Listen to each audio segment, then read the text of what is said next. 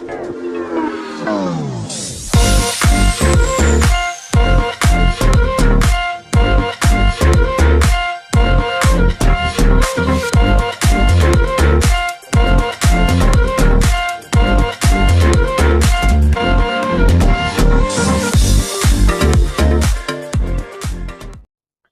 semua, salam sejahtera Malaysia.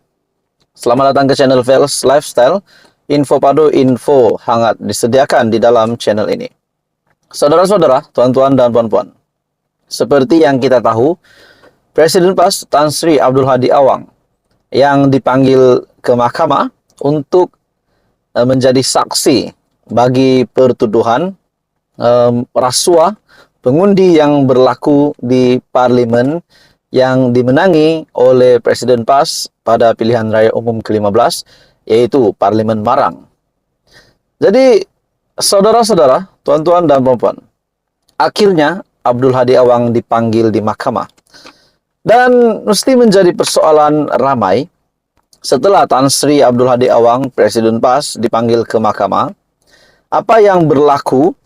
Dan adakah tuduhan yang diterima oleh 3 parlimen sebelum ini, Parlimen Kemaman, Parlimen Marang, dan Parlimen Kuala Terengganu, adakah tuduhan ini boleh dibuktikan bahwa memang benar ada pemimpin PAS, bukan Hadi Awang, tapi ada pemimpin PAS yang memberikan uang sogokan kepada pengundi untuk supaya mereka mengundi calon PAS di ketiga-tiga parlimen itu. Pada akhirnya pendedahan yang mengejutkan ini di mahkamah semasa Tan Sri Hadi Awang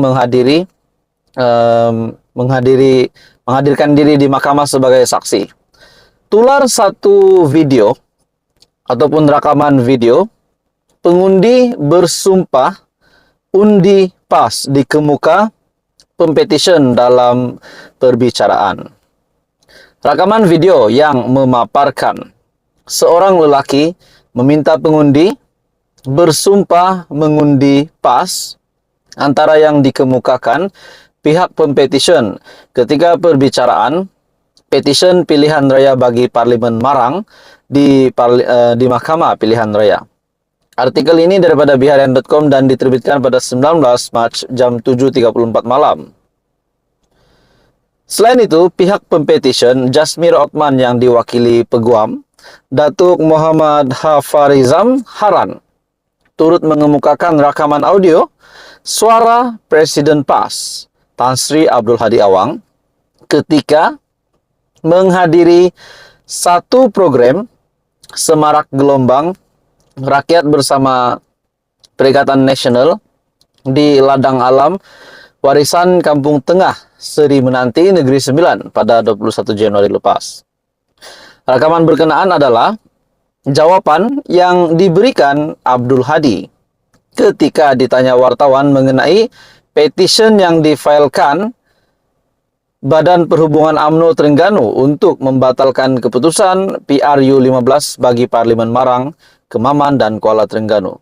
Jadi menjadi persoalan rakaman suara ini, apa maklumat yang disampaikan di dalam rakaman suara ini, di mana Hadi Awang didakwa beliau telah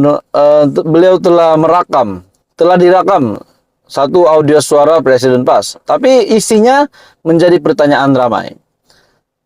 Rakaman berkenaan adalah jawaban diberikan Abdul Hadi ketika ditanya wartawan. Ketika ditanya, sekali lagi ketika ditanya, sama ada beliau mengenali Nordin Abdul Jalil, yaitu lelaki yang ada dalam video berkenaan. Abdul Hadi yang juga saksi ketiga pembicaraan bagi pihak responden memaklumkan mengenali Nordin secara umum kerana beliau seorang ahli biasa PAS dan tinggal di kawasan Parlimen Marang. Beliau juga berkata hanya mengetahui Nordin adalah EJK PAS kawasan Marang. Bagaimanapun Abdul Hadi tidak bersetuju dengan soalan peguam pempetition bahwa pengagihan wang kepada pengundi Parlimen Marang bertujuan meraih undi bagi pihaknya yang bertanding pada PRU 15. Yang itu tentang angkat sumpah saya tidak tahu. Tidak ada maklumat, dan kalau saya tahu memang kita tak izinkan sogokan rasuah dilakukan. kenyataan daripada Hadi Awang. Abdul Hadi juga memaklumkan tidak mempunyai maklumat bahwa ada EJK PAS kawasan Marang memberikan uang kepada pengundi luar dalam tempo berkenaan pada PRU 15. Jadi, saudara-saudara, ini memang satu pendedahan yang mengejutkan lagi. Dalam pada itu, saudara-saudara, Abdul Hadi yang diwakili Peguam Datuk Seri Taqiyuddin Hasan tiba di Kompleks Mahkamah Kuala Terengganu pada jam 9 pagi pada hari Presiden PAS dipanggil ke mahkamah, yaitu pada 18 Mac pada 19 Mac pada hari Ahad. Dalam pada itu, petition yang membabitkan 3/5 itu difailkan di Mahkamah Tinggi Kuala Terengganu mengikut Akta Kesalahan Pilihan Raya 1954. Pada 3 Januari lepas, Badan Perhubungan UMNO Terengganu memfailkan petition untuk membatalkan keputusan PRU 15 bagi Parlimen Kuala Terengganu, Marang dan Kemaman.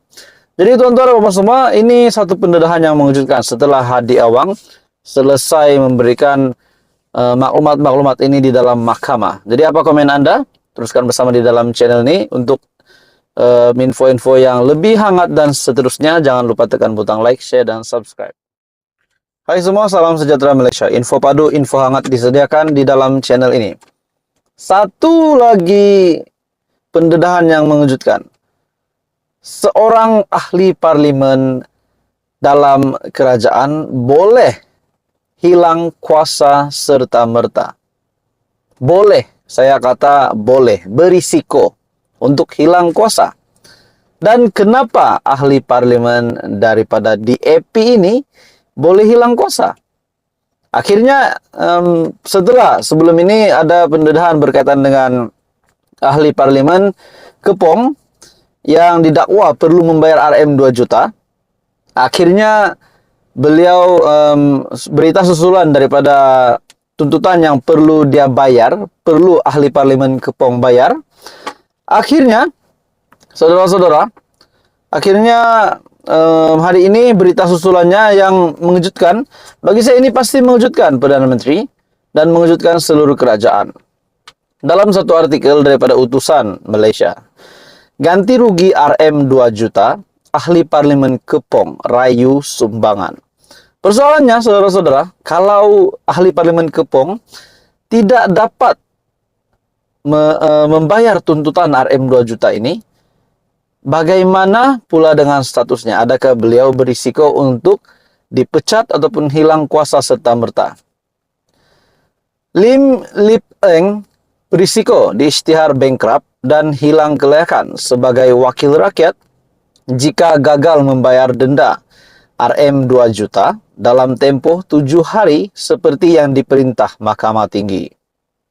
Ia susulan keputusan mahkamah yang memutuskan ahli parlimen Kepong itu bersalah kerana memfitnah dan mencemarkan nama baik syarikat e-dagang Mount Space M. Sendirian Berhad dan pengasasnya Datuk Seri J.C. Lai 6 tahun lepas. Susulan risiko tersebut, Lip Eng melancarkan kempen mengumpul dana untuk membantunya membayar ganti rugi RM 2 juta kepada syarikat itu.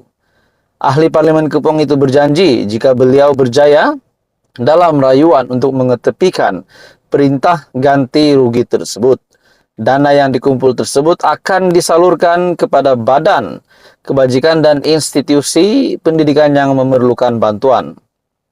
Oleh itu, saya dengan rendah hati menyeru rakyat Malaysia untuk berdiri dengan adil dan membantu saya mengumpul dana ini. Pendirian saya jelas dari awal, saya tidak akan berputus asa dan terus berjuang untuk tujuan yang baik, katanya dalam satu kenyataan di Facebook. Lip Eng juga berkata, beliau telah memberi banyak bantuan secara sukarela kepada ramai mangsa yang terjebak dengan skim tipu pelaburan dan dirinya terlibat dalam kes saman fitnah dengan Monspace dan J.C. Lai selepas membantu sekumpulan individu yang memohon bantuannya pada tahun 2016. Saya melakukan perkara yang saya percaya benar pada 2016. Saya bercakap untuk sekumpulan individu yang meminta bantuan daripada saya. Malangnya penghakiman telah dibuat terhadap saya kerana berbuat demikian. Saya mendapati memperjuang keadilan tidak pernah mudah dan selalunya implikasi melibatkan diri sendiri. Dalam pada itu, saudara-saudara, Mahkamah Tinggi Kuala Lumpur memerintahkan Lip Eng untuk membayar ganti rugi RM 2 juta kepada Monspace dan pengasasnya kerana memfitnah. Hakim Datuk Akhtar Tahir turut memerintahkan Lip Eng yang juga defendant tunggal untuk membuat permohonan maaf dalam masa 7 hari selepas kenyataan maaf itu dimuktamadkan.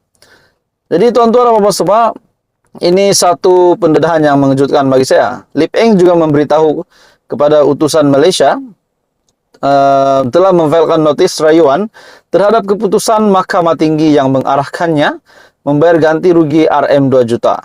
Jadi tuan-tuan dan bapak semua, seperti yang kita sedia maklum, Lim Lip Eng adalah ahli parlimen Kepong dan beliau adalah ahli parlimen Kepong di atas tiket Parti Tindakan Demokratik ataupun DAP di dalam gabungan Pakatan Harapan. Adakah ini bermakna seorang lagi ahli parlimen dalam kerajaan dalam Pakatan Harapan berisiko untuk hilang kuasa ataupun dipecat ataupun sebagainya? Jadi apa komen Anda?